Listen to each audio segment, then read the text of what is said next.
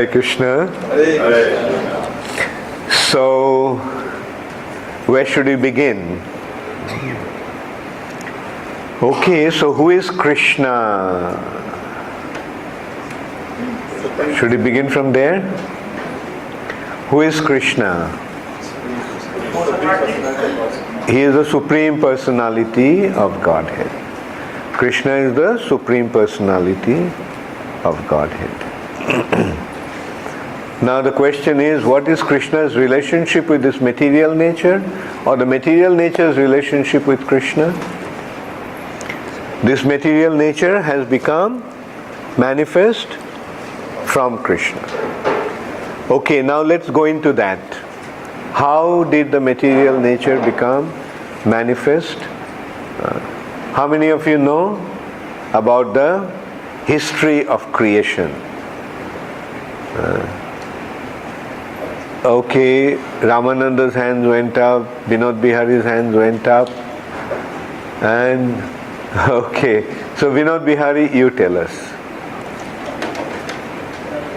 In the beginning, when the Lord desires with His will, He glances at a particular nature and impregnates the creation. With the time factor. Yeah, which Lord? Oh, we got a mic now. Okay, this is nice, yeah. That's cordless and this is cord full. It's like when the Lord wishes to create, He expands first. His first expansion is Balaram, and from Balaram we have the Chaturya. Lord expands, okay, in order to create, you said? Well, for all purposes. Okay, yeah. The material creation actually comes from Mahavishnu. And there are two ways of looking at it. Mahavishnu glancing, and the other is Mahavishnu is lying in the causal ocean. Sit down. Mahavishnu is lying in causal ocean, and as he is breathing, and due to his breathing, the bubbles that are created in the causal ocean, each bubble is an universe. Every single bubble caused by his breathing is an universe. And then he enters into each universe as Garbhodakshai Vishnu. Then he enters into the hearts and every atom of the universe in the form of Kshirodakshai Vishnu. He is in the heart of every living entity as the super soul. That is his expansion as Kshirodakshai Vishnu. Now, this Vishnu is an expansion of an expansion of an expansion of an expansion of Krishna. As Vinod Bihari just pointed out, who is his first expansion? Who is Krishna's first expansion? Balaram. Then, what is the next expansion? Is Chaturbhuha in Dwarka. And from the Chaturbhuha comes the Narayans of Vaikuntha. From this, Narayan Vaikuntha has a Chaturbhuha, and from that Shankarshan of the Chaturbhuha comes Mahavishnu. Then from Mahavishnu comes Garbhodakshai Vishnu. From Garbhodakshai Vishnu comes Kshirodakshai Vishnu. And all the incarnations are expansions of Kshirodakshai Vishnu. Now the question is Krishna an expansion, or Krishna is the original Supreme Personality of Godhead? How many of you think that Krishna is an expansion? Yeah, generally people actually had that misunderstanding that Krishna is an incarnation of Kshirodakshai Vishnu. Until Chaitanya Mahaprabhu came.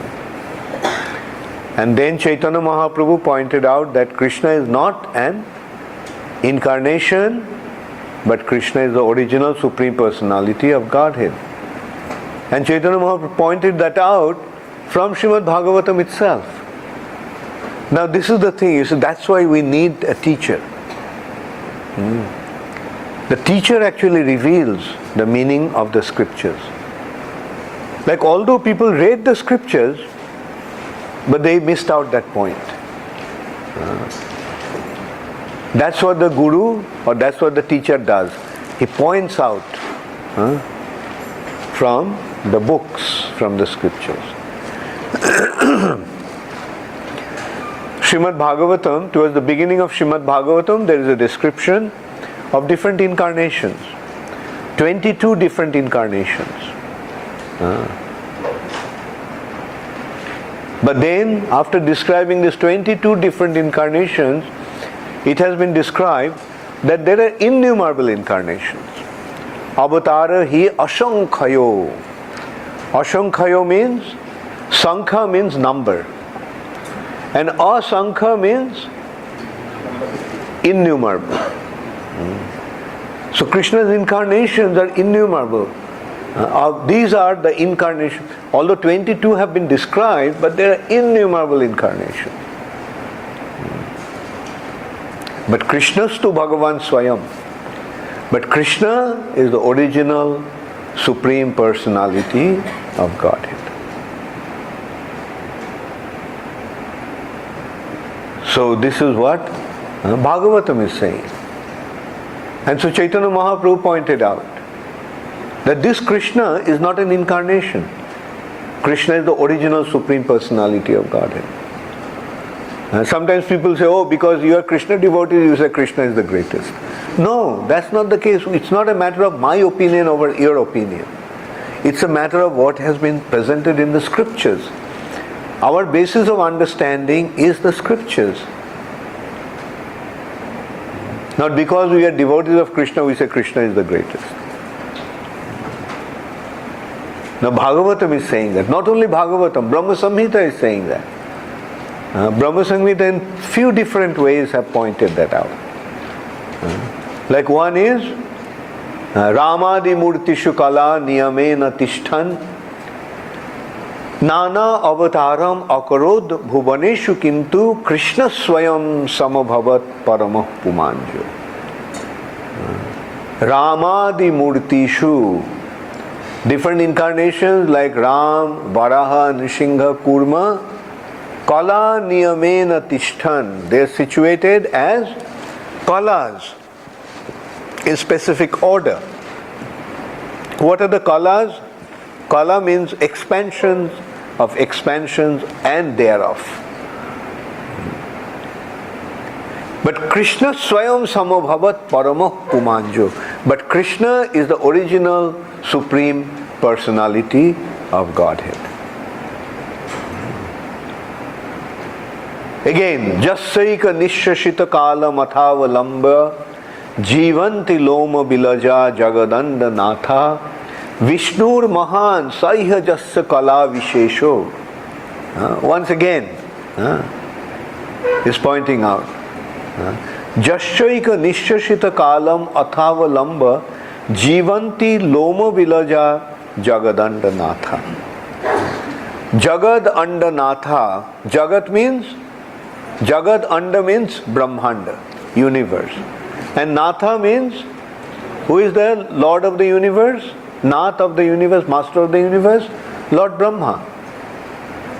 And the duration of Brahma's lifespan, Jassa Eka Nishashita, his one breath. He breathes out and he breathes in. With his breathing out, Brahma appears, the universes appear, and as he breathes in, their duration is over. So that, and who is that?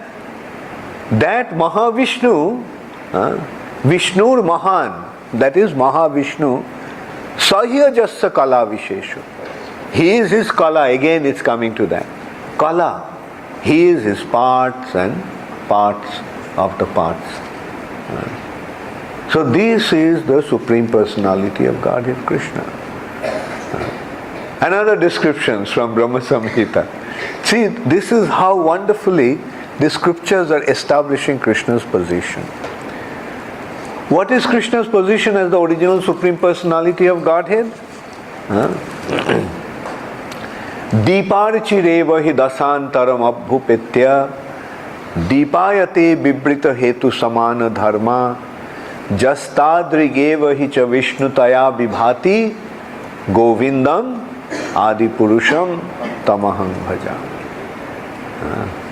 Just as one lamp lights the other lamps. When the lamps are lit, all the lamps give out the same amount of light and heat. Bibrita hetu samana dharma.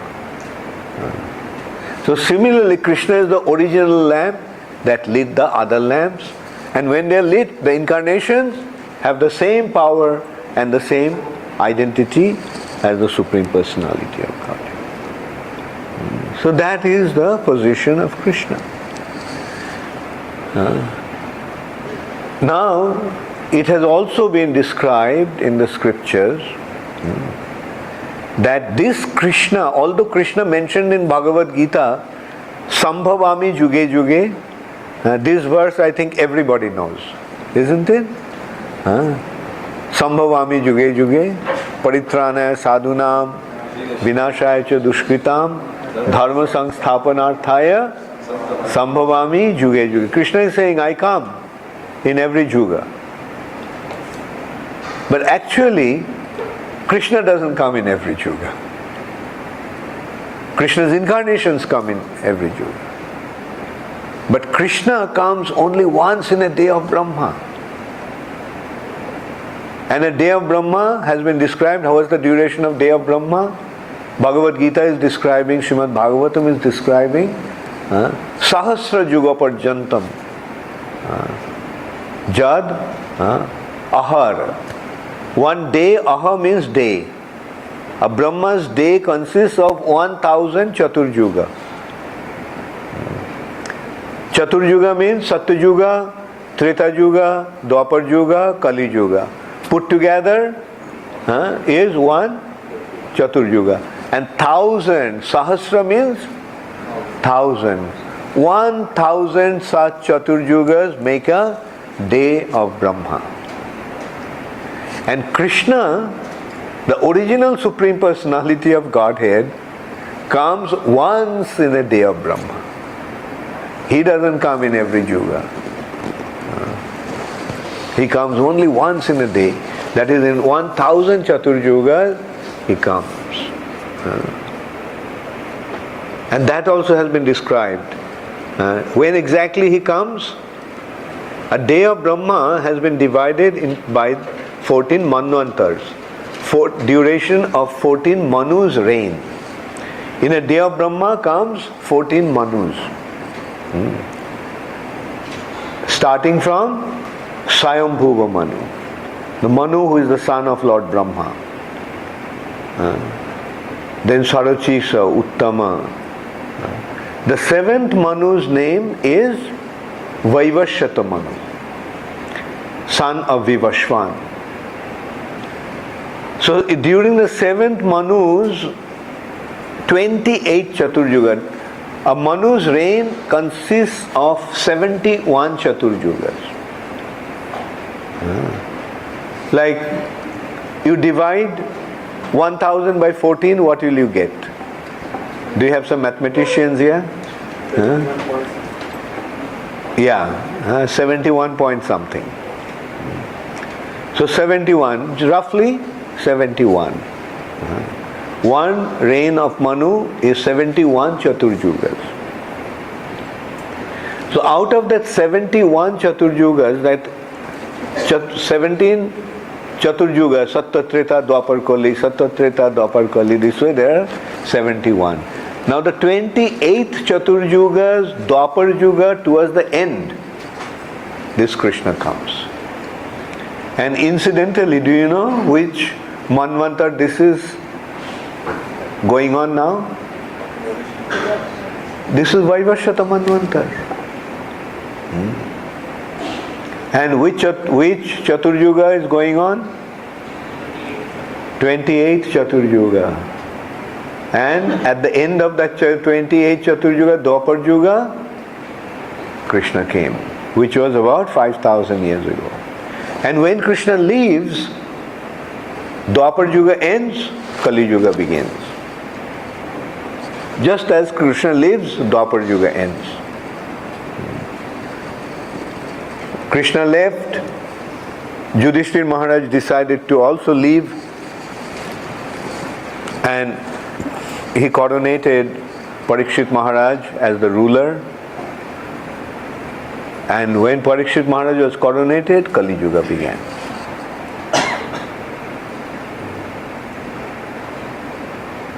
So, and then in this Kali Yuga, Krishna comes as Chaitanya Mahaprabhu.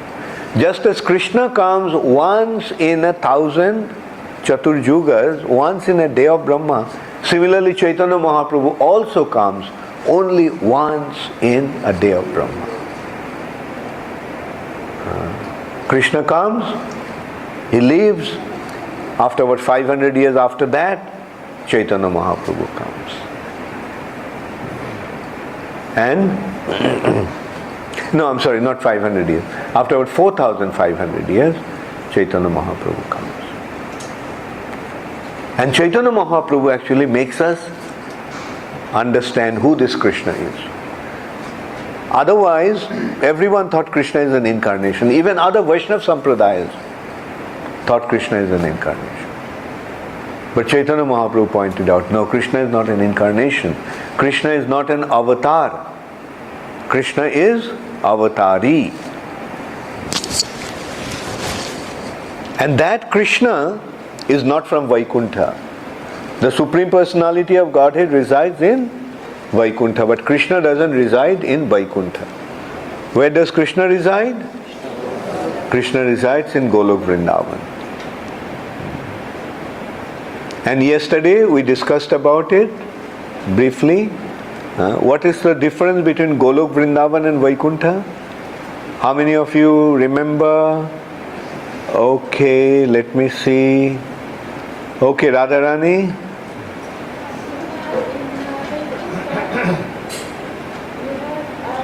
Yeah, take the mic. In Vaikuntha, you only have a relationship of servitorship, and in Goloka Vrindavan, you have all five masters. Very good. Predominantly friendship, parental and conjugal. In simple words, in Vaikuntha, Krishna is the Supreme Personality of Godhead. In Vrindavan, Krishna is not the Supreme Personality of God. Why? Because in Vrindavan, Krishna is allowing his devotees to develop three very specific mellows. Develop a relationship based on friendship, parental and conjugal. As we discussed yesterday, friendship is between equals. Parental is between superior and subordinate. And conjugal is like between a young boy and a young girl. So how can that relationship be possible with the Supreme Personality of Godhead? Who can become equal to God? Who can become superior to God? Or who can treat God like a lover? So no one can. No one can become equal to God.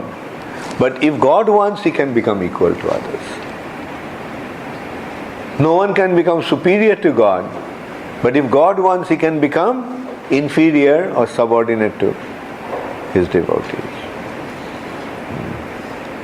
And so forth. But in order to do that, he had to become something other than God. Isn't it? Therefore in Vrindavan he is not God. He is a cowherd boy. But his activities are extraordinary. He is a cowherd boy, but his activities are so wonderful that through his activities he is attracting everybody. Now what's the meaning of the word Krishna? How many of you know the meaning of the word Krishna? Anandavardhan? Krishna means all attractive. Krishna means all attractive. In Vrindavan, Krishna is all attractive. He is attracting everyone with his extraordinary opulences, extraordinary strength, extraordinary beauty, extraordinary fame, extraordinary knowledge, and extraordinary renunciation. That is Krishna of Vrndavan. All the 6 features of attractions are perfectly manifest in this personality, Krishna.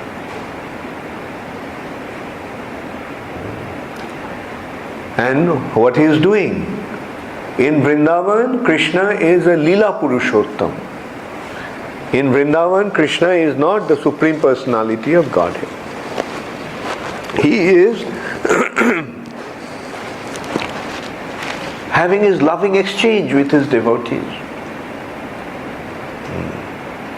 How? I said friendship, right?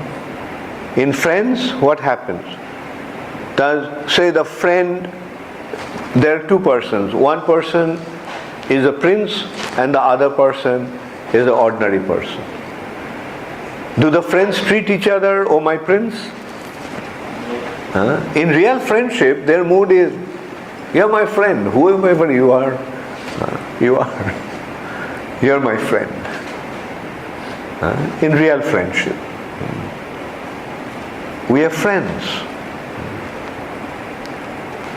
And so, in Vrndavan, the friends don't treat Krishna like the Supreme Personality of Godhead. An example for that matter is Shakha Kore Shakho Rashe Skandhe Arohan.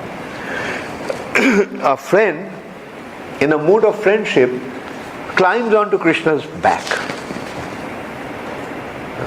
Now, have you seen the situation? Did you consider the situation of riding onto Krishna's back? Will any devotee ever walk into the temple room, go into the altar, and put his foot onto the body of the deity? Will anybody ever dare to do that? But in Vrndavan they are doing it. They wrestle. Krishna wrestles with his friends. One of their favorite games is wrestling. And this wrestling match has a condition. The loser has to carry the winner on the back.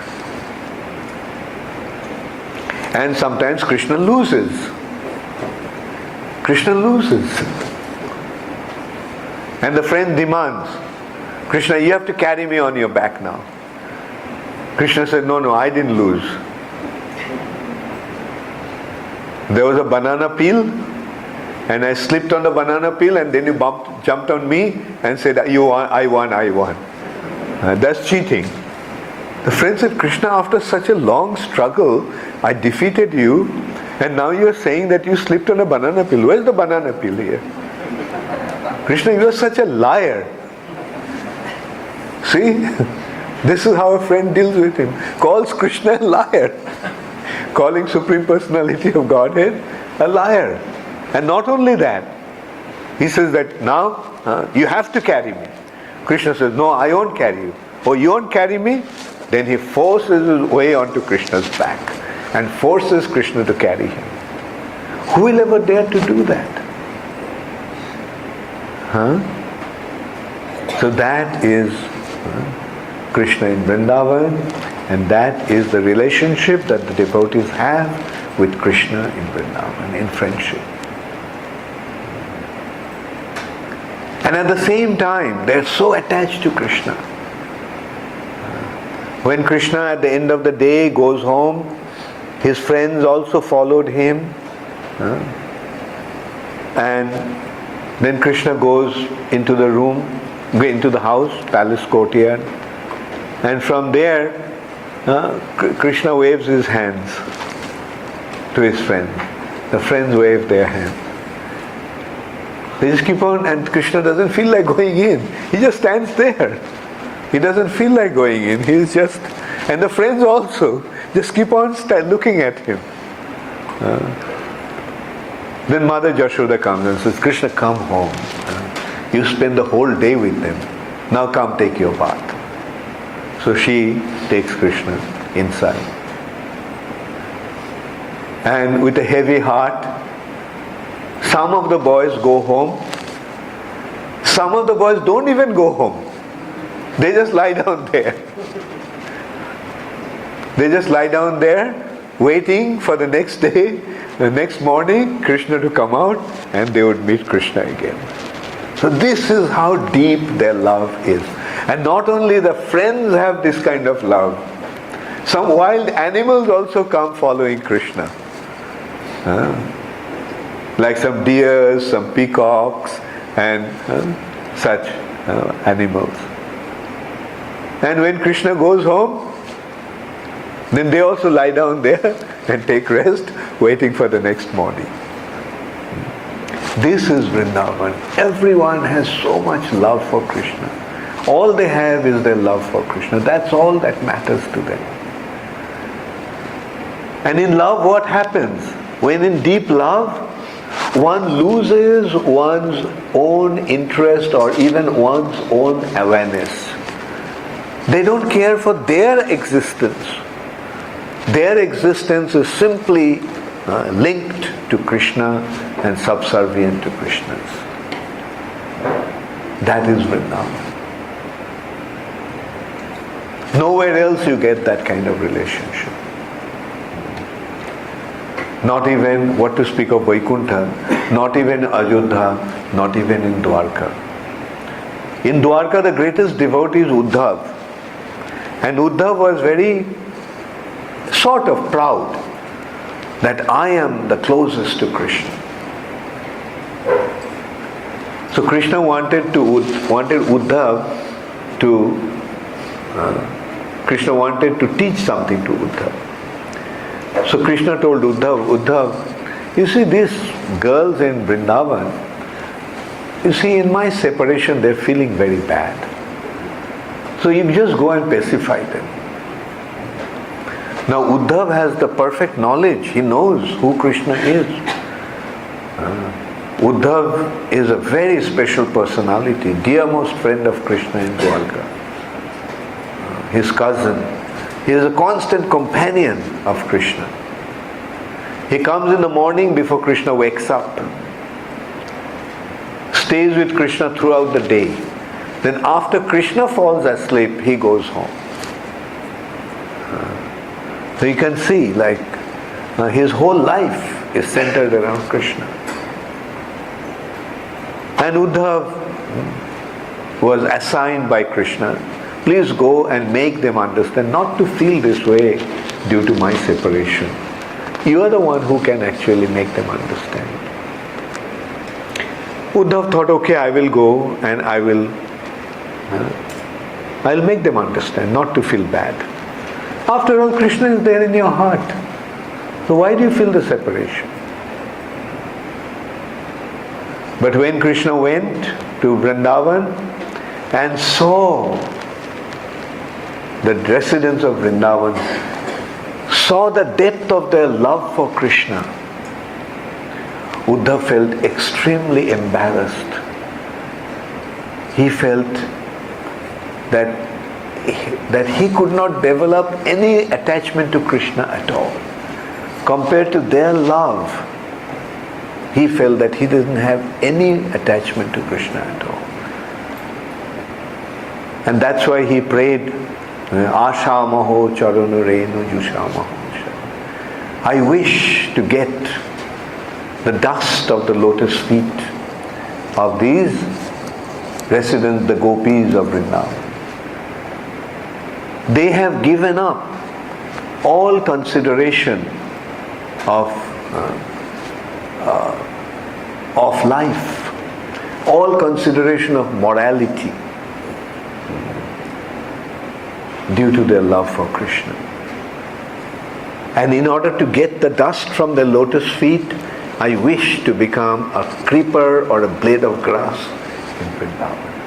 Uddhav, the greatest devotee of Dwarka, is desiring to become a blade of grass in Vrindavan. So that is how great Vrindavan is. That's what Vrindavan is.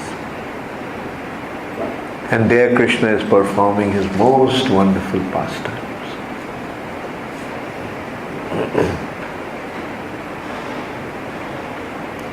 Krishna, the background of this pastimes is Kamsa, the son of Ugrasena and Padmavati, became extremely powerful. And he defied the arrangement of the material nature.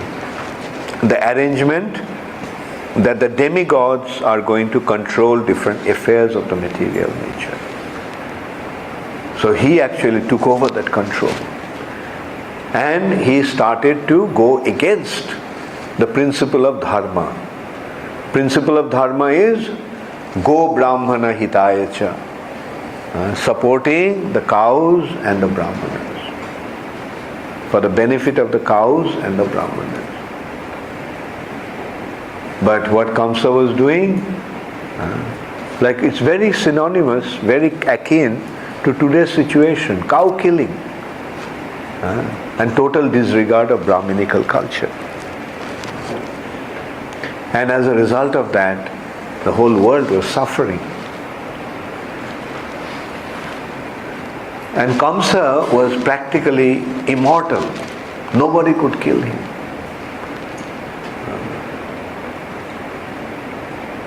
The only person who could kill him is the eighth son of Devaki.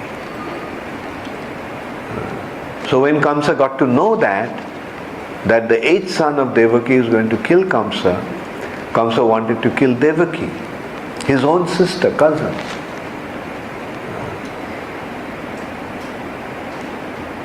But then it was also at the time, right after the wedding, Devaki is going to her husband's house, Vasudev's house. And then on the way, Kamsa heard this, the voice from the sky announcing that. So he immediately wanted to kill Devaki. Vasudev stopped him. The Kamsa, by killing Devaki, what will you get? What will you gain? It is not Devaki that is a threat to you. Devaki's eighth son is the threat to you.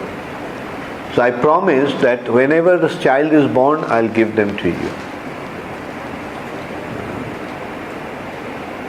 So Kamsa trusted Vasudev because he knew that Vasudev was very, very honest, very truthful. He won't break his promise. And the children was born one after another. 6 children were born, and Vasudev brought them to Kamsa. And Kamsa mercilessly killed them one after another. Then the 7th child was Balaram.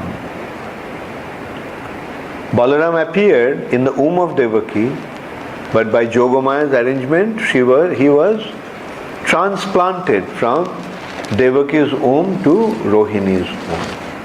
And Kamsa thought that the 7th child was a miscarriage. Then Krishna appeared as the 8th child of Devaki and Vasudeva. So after Krishna was born, at that time, because now Kamsa is very, very careful that this doesn't happen. So Kamsa not only imprisoned them, Kamsa separated them in the prison. Same room, but in 2 different, away from each other. And in some Puranas, it has been described how Kamsa kept Devaki and Vasudev. He put a stone on their chest so that they can't even move. Not only shackled, but stones on their chest. But still, the divine arrangement of the Lord couldn't be avoided. Krishna was transferred from Vasudev's heart to Devaki's heart. The Lord's conception was not a physical thing. It was a spiritual manifestation of the Lord. In Christianity also we get a similar kind of concept. Jesus was not born out of Joseph and Mary through their physical contact.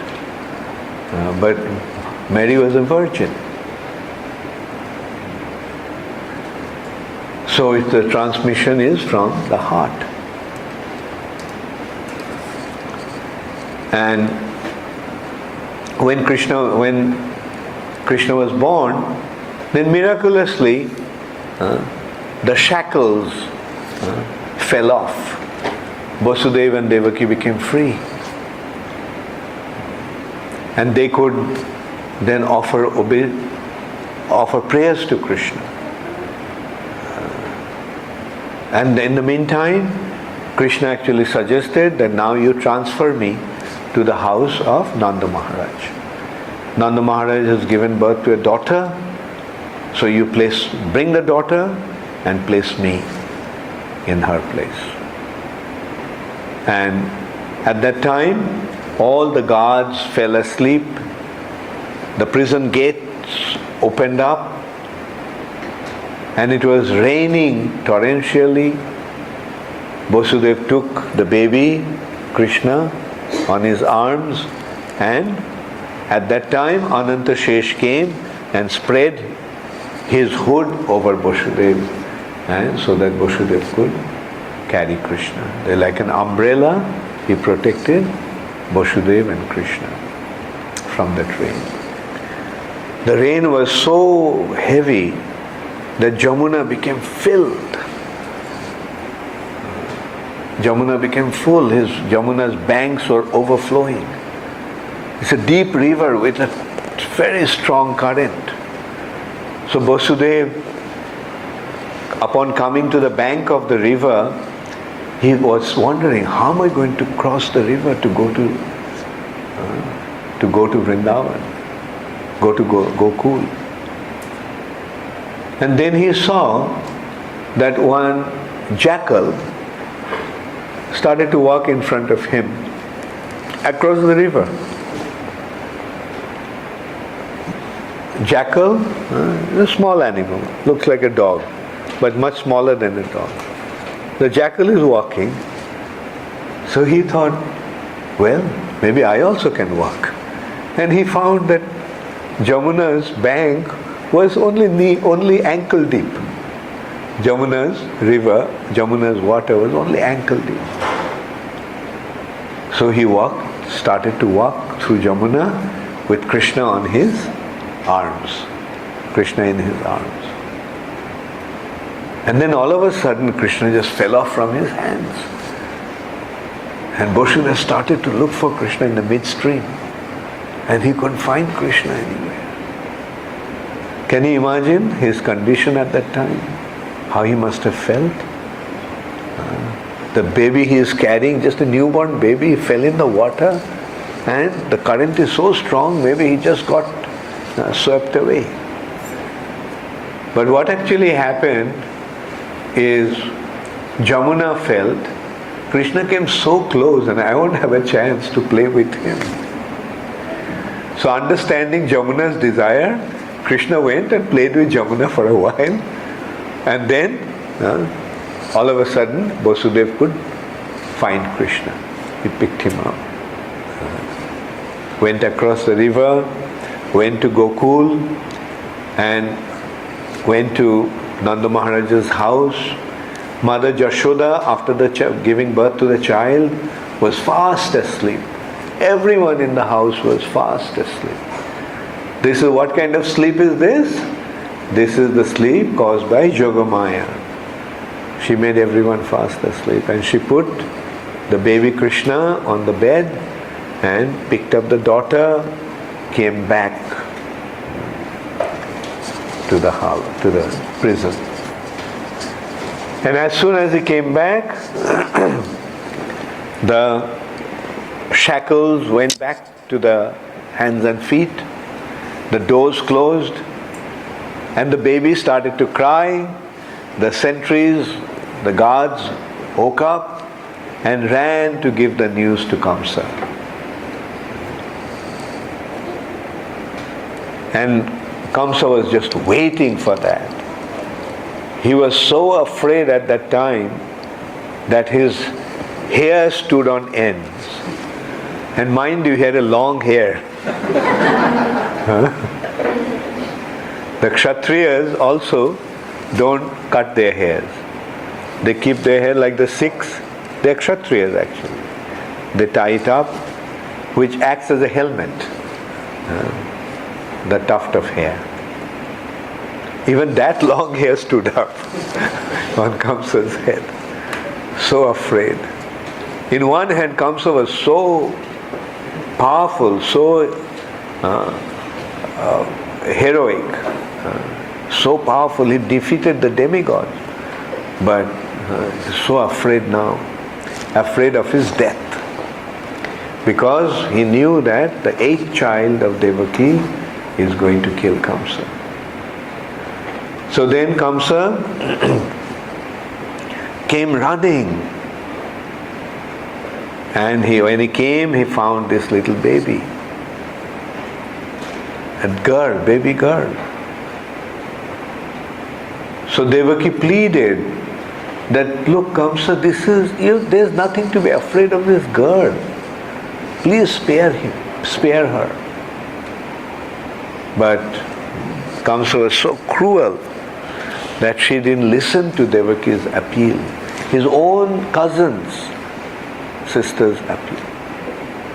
Picked up the baby and he wanted to smash the baby on the stone floor.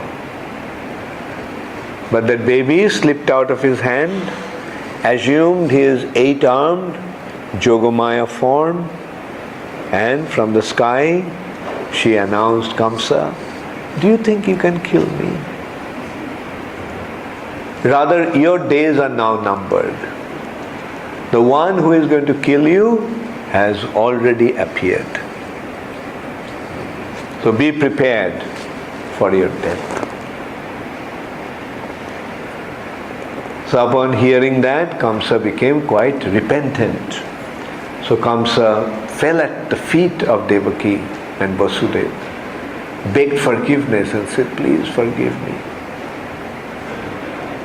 I've caused so much distress to you. I killed 6 of your children right after they were born. So please forgive me. And Vasudeva and Devaki, like Vaishnava, they said, no, don't worry. It's all a matter of karmic reaction. Nothing happens by chance. We simply are puppets in the hands of destiny. It had to happen, it has happened. So don't worry. So this is how kind and generous Devaki and Vasudeva were. Although Kamsa caused them so much tribulations, so much distress, so much pain. But when Kamsa begged forgiveness, they immediately forgave him. But here we can see the demoniac nature. Kamsa, right after that, goes back to his friends, and the friends say, well, so he has been born, so kill all the children that has been born within 7 days. And Kamsa complied to that. He said, yeah, that's a good idea. So this is how the demoniac people try to prevent their death. But no matter how much they try to prevent their death, can they ever avoid dying? No. So from Kamsa we get to see a perfect materialistic individual. This is their mentality. Trying to prevent death by hook or by crook.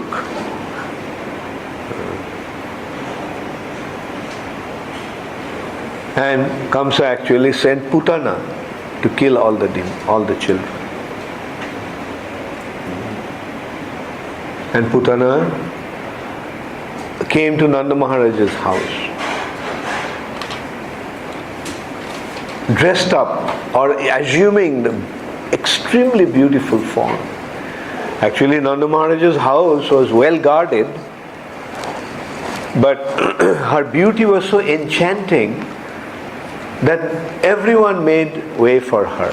Everyone allowed, nobody even dared to question even, who are you? They started to think that maybe this is Lakshmi Devi, came to see her husband. But Putana came with an intention to kill Krishna.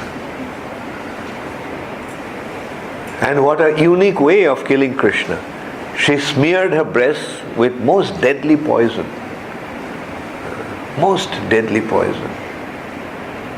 And she wanted to offer her breasts to Krishna and kill him in that way. And her beauty was so enchanting that when she went into the inner part of the house and she told Devaki that please give me your newborn baby, he's such a sweet child, I want to hold him in my lap. Devaki offered Krishna to her. And then she offered her breast to Krishna. And Krishna, while sucking her breast, Krishna sucked her life air out. But one thing Krishna didn't do, Krishna didn't let her fall right there, because she had such a gigantic body that if she fell there, then many individuals would have been crushed to death.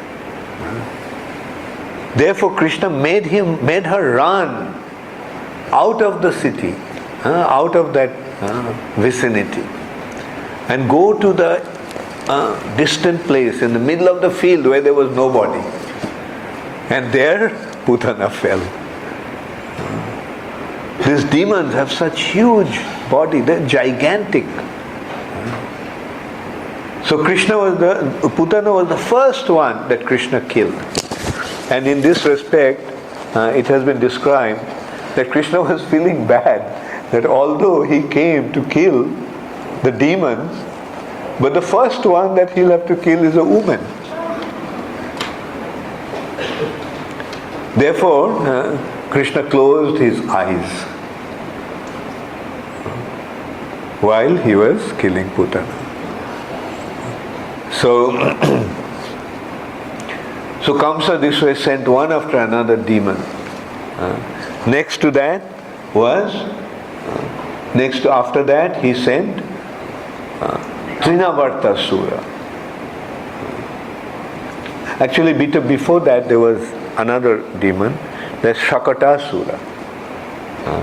A demon came and hid himself behind a cart. Shakata means cart, bullock cart. The cart that the bulls draw, the bullock cart. And Krishna killed that demon just by the touch of his toe. So this is how powerful Krishna is. Then came Trinavarta Sura. These demons actually have mystic power. And with their mystic power, they can transform themselves into various shapes. Like Putana assumed the form, although she's a hideous witch, hideous demoness, but she assumed the form of the most beautiful woman with the mystic power. So Trinavarta Sura transformed himself into a whirlwind. His consideration was Putana assumed a form and therefore Krishna could kill her. Because there was something to identify and kill. So I will come in the form of a whirlwind, a tornado, without any form. I'll come in the form of a whirlwind and take Krishna high up in the sky and drop him from that height. And that's how I'll kill him. So he came,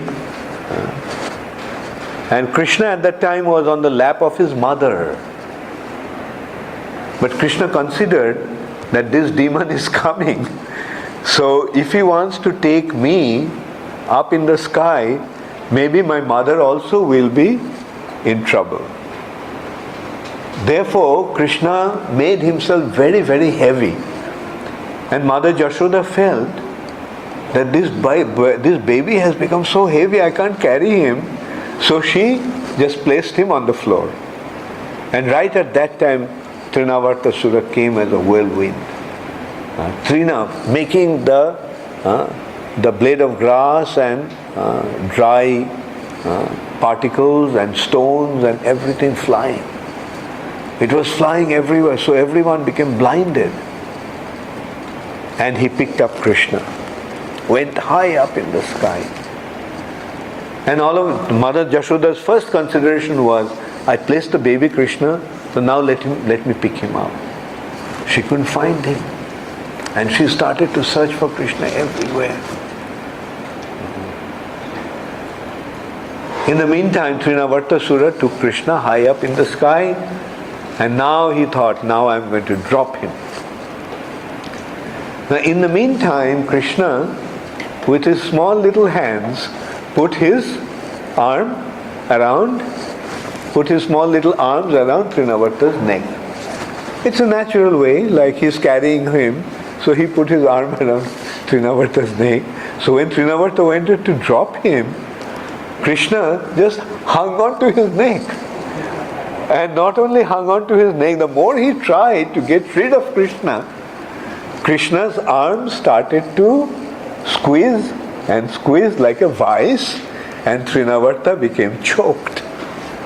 He tried to get rid of the child, but he can't get rid of the child that he wanted to drop from the height of the sky, and now he himself got stuck with the child. And Krishna's hands like a vice ringed Trinavarta's neck in such a way that his life air came out of his body. Then his huge gigantic body fell from the height of the sky, and fall also on top of a big stone. And everyone heard that thunderous sound. And they came out and they found that this hideous, gigantic demon's body lying there. And then they saw baby Krishna is playing on his chest. So they picked up Krishna. So this is how Trinavarta was killed. When Krishna was about 5 years old, and Krishna was given the responsibility to tend the calves, the apprenticeship of a cowherd man, take care of the calves. And when Krishna was tending the calves, one of the demons came as a calf, Vatsasura. And Balaram said, look, Krishna, this calf I haven't seen before. Krishna said, yeah, maybe some demon has come. So anyway, we'll take care of him. So Krishna went and grabbed that calf by its leg, and as soon as Krishna came, this calf actually wanted to kick him. And he thought that by kicking Krishna in this way, it killed Krishna. But Krishna grabbed its feet and started to swing him overhead. And then he let him go. It went flying, and although when Krishna was swinging him overhead, his life air left his body. So this is how the Supreme Personality of Godhead was performing his pastimes as a little child in Vrndavan. And then another demon came at that time, almost simultaneously. the Bakasura. This Bakasura demon assumed the form of a crane, Baka. And everyone was surprised. Such a gigantic bird. And when they were watching, all of a sudden the bird came and swallowed Krishna with his beak. And what Krishna did? Krishna expanded himself so big that this bird couldn't swallow. Krishna got stuck on his neck. And Krishna started to radiate heat from his body. Can Krishna do that? And then he was writhing in pain. He was suffering in pain. So he quickly spat out Krishna. And Krishna was standing there. Then the bird came again. Bakasura came again to swallow Krishna. But this time, Krishna with his foot pressed the lower beak of that bird, and with his hands he held the upper beak, and he gave a tug, and the body of that bird split into two. So this is how Krishna killed Bakasura. So in this way, Kamsa was getting the news that one after another these demons were so powerful that even the demigods cannot deal with them, is being killed one after another by this boy. And Kamsa's demoniac associates were telling Kamsa, okay Kamsa, I will go and finish this boy. Kamsa would tell them that, look, Putana was killed, Trinavarta is killed, Vatsasura is killed, Bakasura is killed. But then Agha came, said, don't worry Kamsa. Nobody knows who Agha is. I will take care of him. So Aghasura assumed the form of a huge snake, a huge python. And he was lying, the demon was lying on the way the cowherd boys would go to the pasturing ground. And he kept his mouth open. His intention was that all the boys along with Krishna would enter into his mouth, then he would close his mouth and kill them all. And Krishna's friends, the cowherd boys, mind you, they are only 5-year-old. They all are very excited. Krishna, Krishna, look, we found a new cave. We never seen it before. Let's go and find out what's inside there. So they thought that Aghasura's gaping mouth was a huge cave. And they all ran into Aghasura's mouth. All the calves also entered into Aghasura's mouth. Now Krishna started to wonder what to do now. All my friends have entered into Aghasura's mouth. And they have entered into his belly actually. So Krishna thought, okay. And Aghasura was waiting for Krishna to enter. And when Krishna would enter, he would close his mouth and kill them all. So Krishna then stepped into Aghasura's mouth. Incidentally, that day Balaram was not there. Because that was Balaram's birthday. So Mother Rohini told Balaram to stay at home. So Krishna then entered into Aghasura's mouth. And as soon as Krishna entered, Aghasura closed his mouth. And he wanted to swallow Krishna. But Krishna expanded himself and generated so much heat that Aghasura started to writhe in pain. His whole body was turning and twisting. And Krishna got stuck on his throat. He can't swallow Krishna, he can't get rid of Krishna. He was just trying his best. And his life here, out of extreme pain, when one is in extreme pain, then the soul wants to leave the body. Now Aghasura, Krishna is stuck on his throat, so he can't leave his body. So his body, his soul left through his Brahmarantra from the head. Now mind you, the yogis actually leave their bodies through their Brahmarantra. There is a hole on the middle of our head. He left. At that time, Brahma was watching, sitting on his swan carrier. Brahma saw that Aghasura's soul came out of his body and it was hovering on the space until Krishna came out from inside Aghasura's mouth. And when Krishna came out, the Aghasura's soul then entered into Krishna's body. So Brahma wondered, who is this?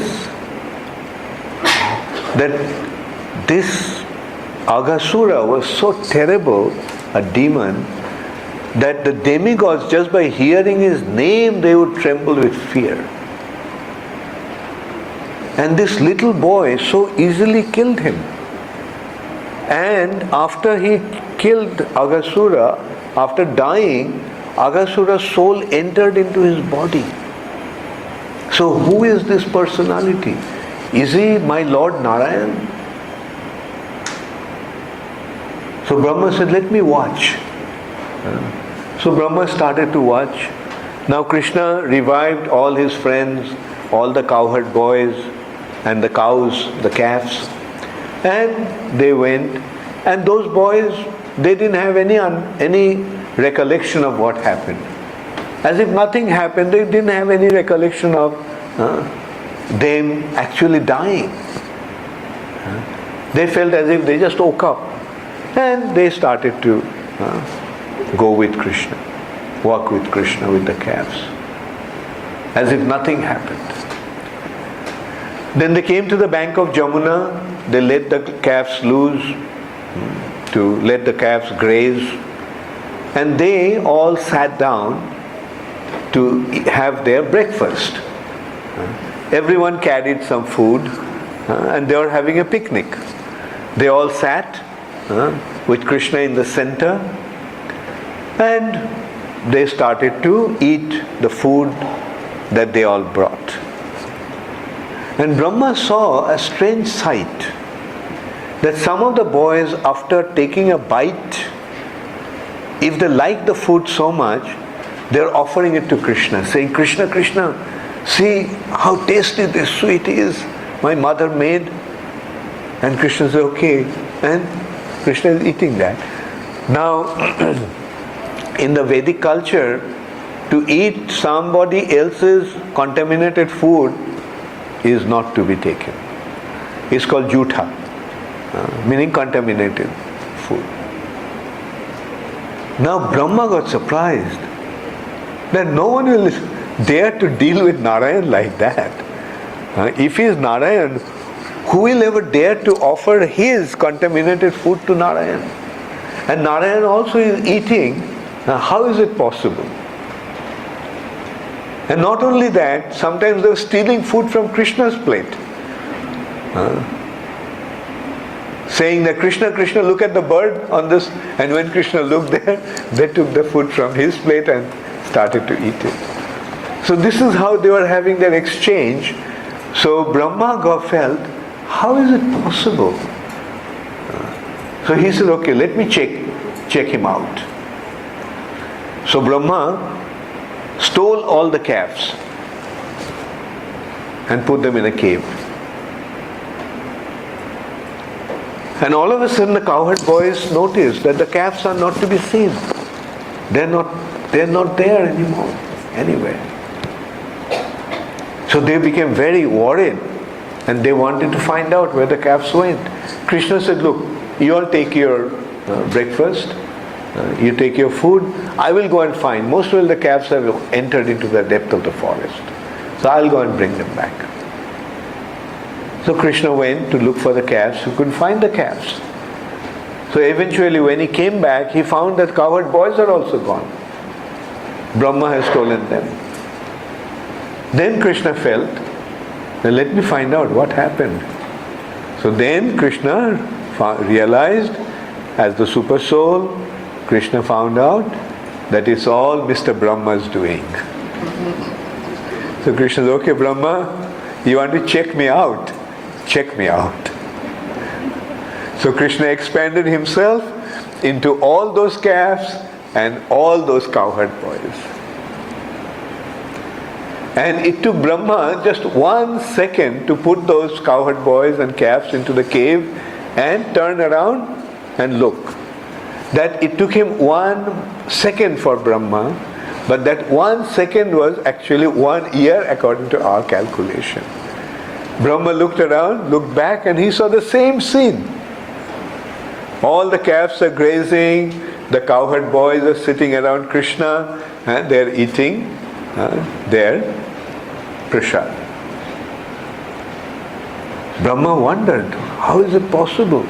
So he again looked back into the cave, and he found that all the calves and the cowherd boys, they are fast asleep in Yoga Nidra as he put them in. But this time when he looked around, he found that all the cowherd boys and all the calves that are sitting around Krishna are all Narayans.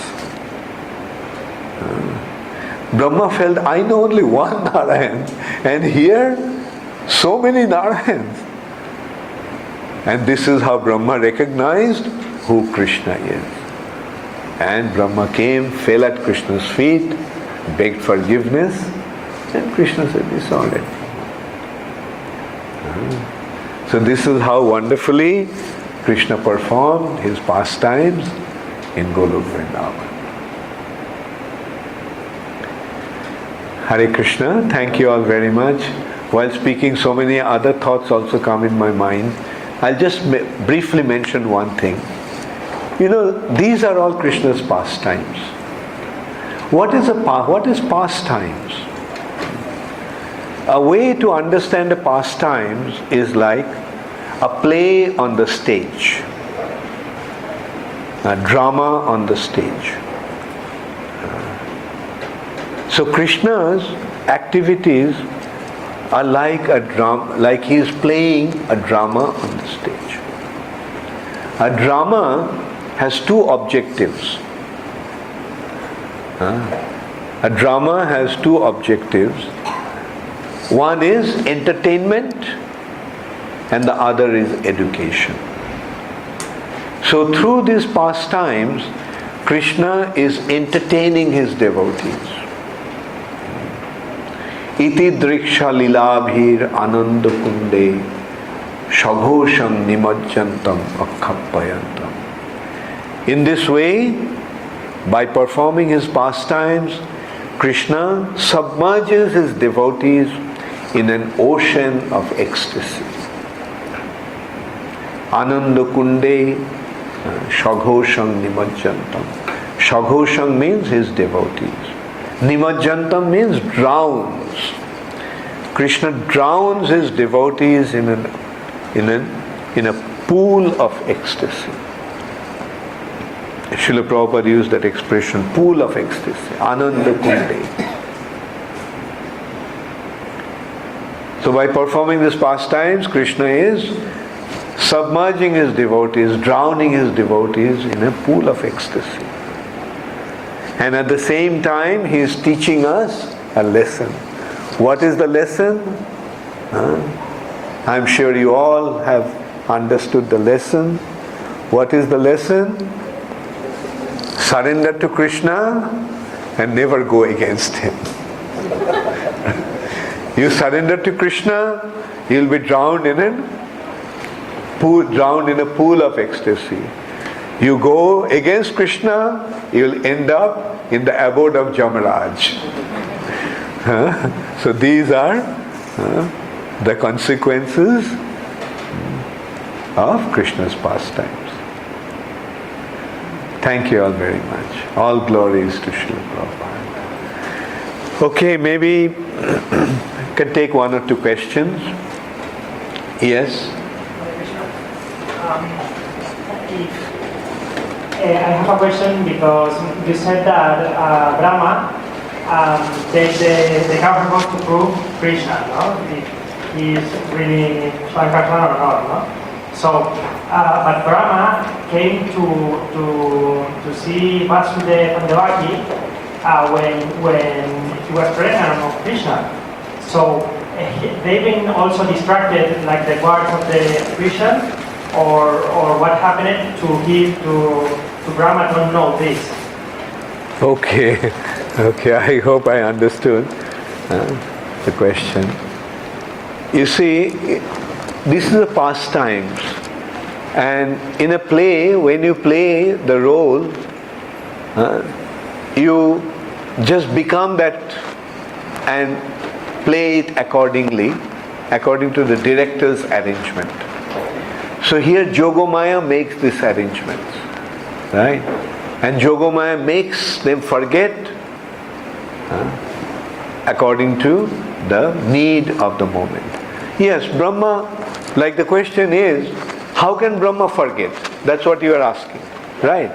Because Brahma came, even before Krishna was born, Brahma came to offer prayers when Krishna was in the Devaki's womb. And so how can Krishna forget? Brahma forget? Krishna comes once in a day of Brahma also. So how can Brahma forget? Right? If somebody comes to you, meet you every day, can you forget who he is? But this is Jogomaya's arrangement. Because by Jogomaya's arrangement, they forget. Because unless and until you forget, you won't be able to play the role. Right?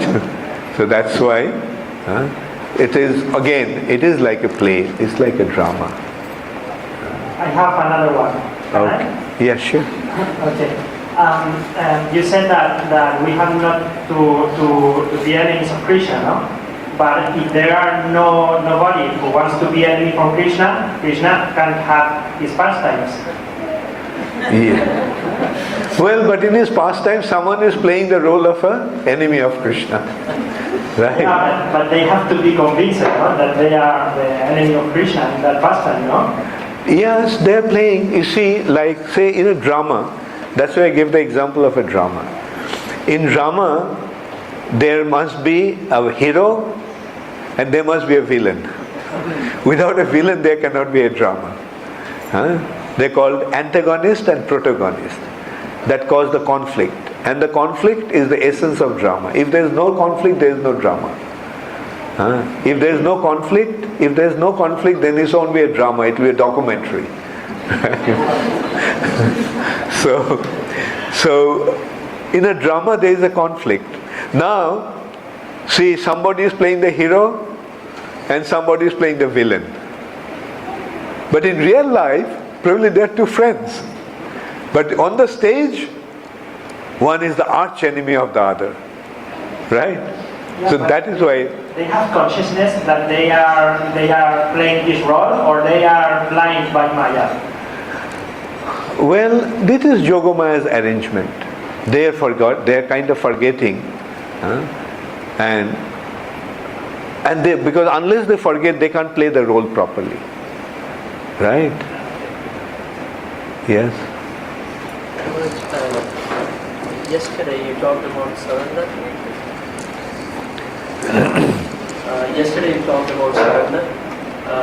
That question still I've been thinking about your answer. Don't think, do it. Yeah. What I'm trying to understand is, because you mentioned that you should surrender to Krishna. And my question yesterday was about when do we act? We have to act as well. Well, surrender itself is an act. Okay. The act of surrender. So is my understanding correct that if it's my duty, I act, and then the results... No, it's not just act, just surrender. Surrender. Surrender is act. Okay. But What is surrender? Tell me, what is surrender? Okay. Surrender is surrendering your results to Krishna. Your Not results. Surrender yourself to Krishna. Okay. Yourself to Krishna. Right.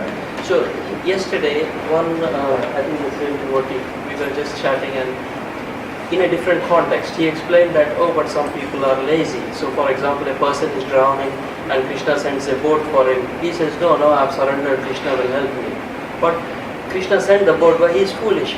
So how do you distinguish between action? Meaning at that point of time, he should have acted that, this boat was sent by Krishna. Yeah, use your intelligence and surrender. Use your intelligence. Don't be, think. Don't figure out, find out what should be done. Like if Krishna sent a boat, then why shouldn't you take it? Right? Because people get confused in the surrender concept. That's why you need a teacher. Right? You can't decide for yourself.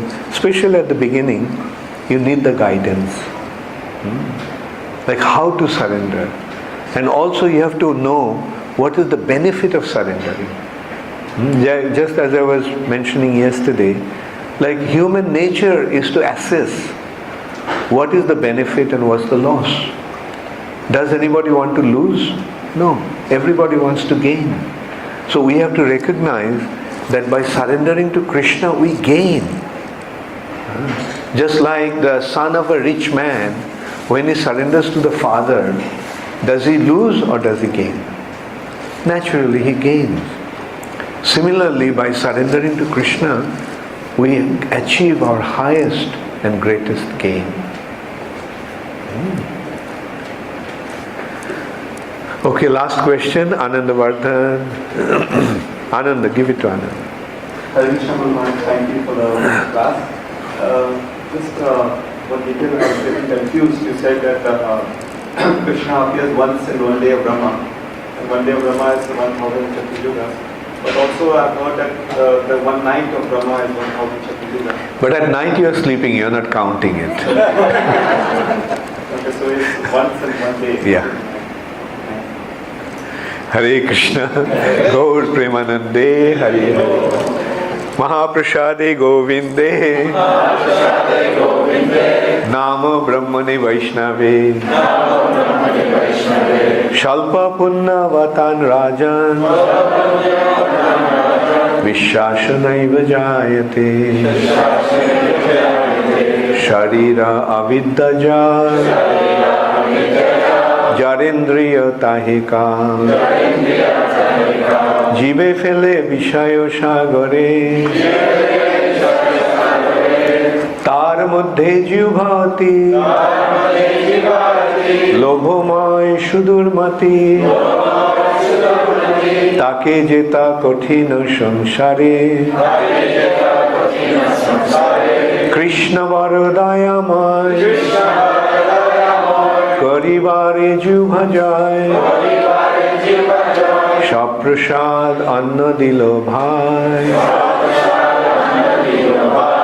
Shey Annamrita Pao, Radha Krishna Gunagao, Preme Dako Chaitanya Nitai, Preme Dako Chaitanya Nitai. Hare Krishna, Krishna Krishna, Hare Hare, Hare Ram, Ram Ram, Hare Hare, Hare Krishna, Krishna Krishna, Hare Hare, Hare Ram, Ram Ram, Hare Hare. Jai Mahaprasad ki, Shamaveta Bhakta Vrinda ki, Jagat Guru Srila Prabhupada ki, Gaur Premanande Hare.